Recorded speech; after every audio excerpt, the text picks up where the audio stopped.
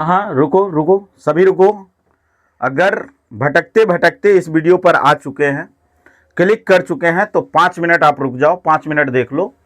चलिए सभी को नमस्ते। कैसे हैं आप लोग? उम्मीद करते हैं कि आप अच्छे होंगे, दुरुस्त होंगे, मस्त होंगे, पढ़ाई कर रहे होंगे। अगर आप बोर्ड परीक्षा 2027 को आप देने वाले हैं तो आपके लिए बहुत ही मजेदार टॉपिक है और मजेदार वीडियो है ये। इस वीडियो में आप बनिए, रुकिए और देखिए। पहला चैप्टर है रसायन विज्ञान का, जिस चैप्टर का नाम है रासायनिक अभिक्रिया एवं समीकरण। ठीक है ना?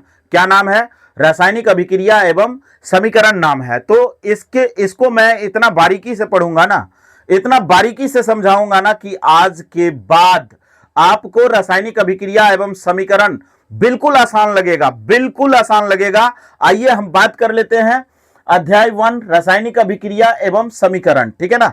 ये अभिक्रिया, ठीक है, अभिक्रिया पर हम बात करते हैं। क्रिया के जो प्रतिक्रिया होता है, क्रिया का जो प्रतिक्रिया होता है, उसी को हम लोग क्या कहते हैं? अभिक्रिया कहते हैं। अब यहां पर बात आता है कि सर रासायनिक अभिक्रिया क्या होता है। बात यहां पर यह आता है कि सर रासायनिक अभिक्रिया क्या होता है। तो आइए हम बात कर लेते हैं रासायनिक अभिक्रिया के बारे में। ठीक है? हां बेटा, इसमें केवल मैं समझाऊंगा। अगर आपको प्रॉब्लम्स हो, ठीक है ना, आपको प्रॉब्लम्स हो तो आपको करना क्या है, इसी डिस्क्रिप्शन में आपको व्हाट्सएप लिंक रहेगा, व्हाट्सएप लिंक चैनल लिंक रहेगा, उससे जुड़िए। आपको सारे चैप्टर के पीडीएफ आपको फ्री में मिल जाएगा, फ्री ऑफ कॉस्ट में सारे पीडीएफ मिलेंगे और एकदम कोई परचेज करने की जरूरत नहीं है, एकदम फ्री ऑफ कॉस्ट। आइए हम बात कर लेते हैं यहां पे रासायनिक अभिक्रिया। सबसे पहले हम शुरुआत करते हैं रासायनिक अभिक्रिया का। ये रासायनिक अभिक्रिया होता क्या है? ठीक है जी, ये रासायनिक अभिक्रिया होता क्या है? रासायनिक अभिक्रिया, अब इस पर हम लोग चर्चा करें। रासायनिक अभिक्रिया अगर इंग्लिश में बात करोगे तो इंग्लिश में इसका नाम होता है केमिकल रिएक्शन। क्या होता है? केमिकल रिएक्शन होता है। अब रासायनिक अभिक्रिया होता क्या है, इस पर हम बात करते हैं। जब कोई पदार्थ अकेले, ठीक है ना, जब कोई पदार्थ अकेले या किसी अन्य पदार्थ से क्रिया करके नए पदार्थ का निर्माण करता है, उसी को हम क्या कहते हैं? रासायनिक अभिक्रिया कहते हैं। जब कोई पदार्थ अकेले या किसी अन्य पदार्थ से क्रिया करके नए पदार्थ का निर्माण करता है तो उसे हम क्या कहते हैं? रासायनिक अभिक्रिया कहते हैं। आइए इसको थोड़ा सा हम बारीकी से समझ लें। जैसे मान लो यहां पर मैं बात करूं, ये आपका क्या है भाई? ये आपका कार्बन है, ठीक है ना, ये आपका क्या है? कार्बन है। और ये आपका ऑक्सीजन है। ये आपका क्या है जी? ऑक्सीजन है। और ये दोनों आपस में जैसे ही क्रिया करेगा, यानी रिएक्ट करेगा, तो क्या बनाएगा जी? कार्बन डाइऑक्साइड बनाएगा। क्या बनाएगा? कार्बन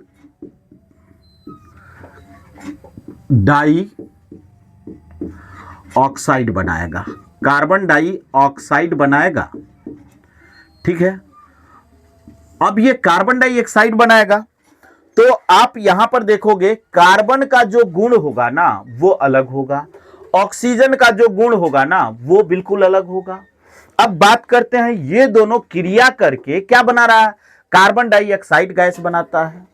मजे की बात तो तब होती है जब कार्बन डाइऑक्साइड का जो प्रॉपर्टीज होता है, ये गुण जो होता है, इन दोनों पदार्थ से बिल्कुल भिन्न हो जाता है। क्या हो जाता है? बिल्कुल भिन्न हो जाता है।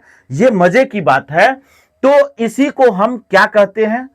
रासायनिक अभिक्रिया कहते हैं। हमने अभी आपको बताया, जब कोई पदार्थ अकेले या किसी अन्य पदार्थ से क्रिया करके नए पदार्थ का निर्माण करता है तो उसी को हम क्या कहते हैं? रासायनिक अभिक्रिया कहते हैं।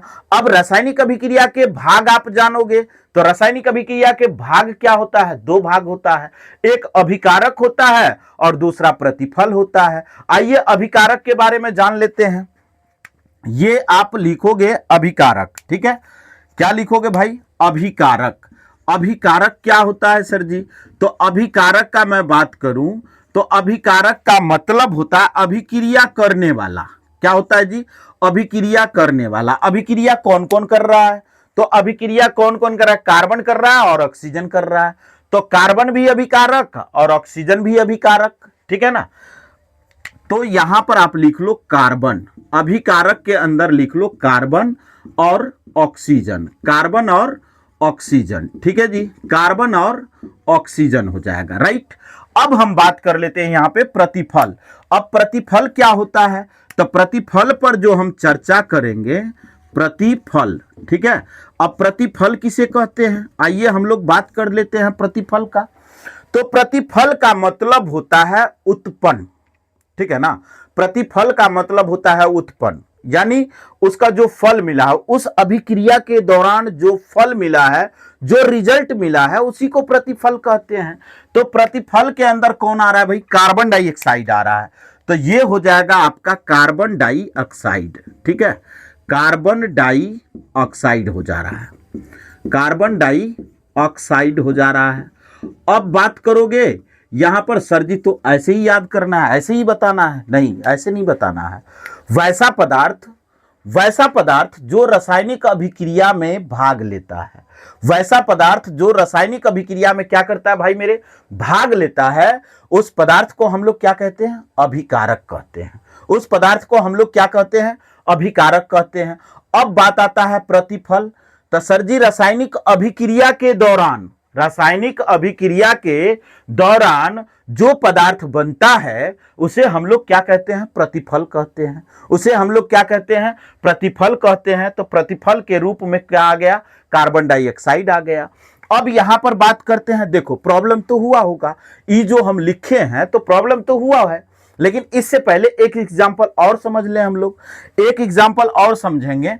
जैसे मान लो यहां पर आप लिखोगे कैल्शियम कार्बोनेट, क्या लिखोगे भाई मेरे, कैल्शियम कार्बोनेट लिखोगे, कैल्शियम कार्बोनेट। जैसे ही आप लिखोगे कैल्शियम कार्बोनेट, तो ये क्या होता है, स्प्लाइट करता है, ये टूटता है, क्या होता है, ब्रेक करता है, टूटता है। तो टूट करके क्या बनता है, तो आइए हम यहां पर बात कर लेते हैं। जैसे ही कैल्शियम कार्बोनेट क्या होता है, टूटता है, तो ये दो भाग में बट जाता है। ये दो भाग में क्या बटता है जी, कैल्शियम ऑक्साइड, क्या बनाता है, कैल्शियम ऑक्साइड, ठीक है, कैल्शियम ऑक्साइड, कैल्शियम ऑक्साइड, और क्या बनाता है, कार्बन डाइऑक्साइड बनाता है। क्या बनाता है, कार्बन डाइऑक्साइड बनाता है, कार्बन डाइऑक्साइड बनाता है, ठीक है जी। अब यहां पर हम बात करते हैं, जैसा कि हमने डेफिनेशन आपको बताया था, इसका परिभाषा बताया था, एक पदार्थ अकेले या किसी अन्य पदार्थ से। तो यहां पर किसी अन्य पदार्थ से बात हुई थी, तो वो तो मैंने चर्चा कर लिया। डेफिनेशन में मैंने कहा था कि कोई पदार्थ अकेले या किसी अन्य पदार्थ से। तो यहां पर ये पदार्थ देखो सिंगल है, और ये सिंगल पदार्थ जो है रिएक्ट करता है, किसी से ना किसी से तो रिएक्ट करता है। जब इस पर हीट डाला जाता है, यानी उष्मा डाला जाता है, यानी गर्म किया जाता है, तो ये दो भाग में टूट जाता है। एक होता है कैल्शियम ऑक्साइड और दूसरा होता है कार्बन डाइऑक्साइड। तो ये दो भाग में बट जाता है। तो इसे आप क्या कहोगे, इसे आप क्या कहोगे, जैसा कि ये जो पदार्थ है अभिक्रिया में भाग ले रहा है, क्या कर रहा है, अभिक्रिया में भाग ले रहा है, तो इसको हम लोग क्या कहते हैं, अभिकारक कहते हैं। क्या कहते हैं, अभिकारक कहते हैं। और ये अभिक्रिया के दौरान ये दोनों क्या हो रहा है भाई, बन रहा है, तो इसको हम लोग क्या कहते हैं, प्रतिफल कहते हैं। क्या कहते हैं, प्रतिफल कहते हैं, ठीक है। देखो लिखने में तो प्रॉब्लम हुआ है, ये सारे बातें इस तरह जो लिखते गए हम लोग ना, तो हम लोगों को प्रॉब्लम हो रहा था। कार्बन पता नहीं चल रहा है कि कार्बन कितना आ रहा है, कितने कार्बन होने चाहिए, कितने ऑक्सीजन होने चाहिए, तब जाकर के ये क्या कर रहा है, क्रिया कर रहा है। तो ये उचित चीजें फाइंड करने के लिए, पता करने के लिए हम लोगों को जरूरत पड़ा समीकरण का। किसकी जरूरत पड़ी, समीकरण को। तो समीकरण अब किसे कहते हैं, यानी रासायनिक समीकरण किसे कहते हैं। तो ये आप चेक कर लो यहां पे, ये जो कार्बन है ना, तो कार्बन का जो सिंबल होता है, संकेत होता है, तो रासायनिक अभिक्रिया को संकेत एवं अनुसूत्रों के रूप में, संकेत एवं अनुसूत्रों के रूप में लिखना ही क्या कहलाता है, रासायनिक समीकरण कहलाता है। तो आइए इसका हम थोड़ा चर्चा कर लें। ये कार्बन का जो संकेत होता है ना भाई, वो सी होता है। कार्बन का जो संकेत होता है वो सी होता है। अब यहां हम बात करेंगे ऑक्सीजन। ऑक्सीजन का जो अणुसूत्र होता है वो O2 होता है। क्या होता है? O2 होता है। अब ये आप क्या सूचित करते हो, क्या बना रहा है?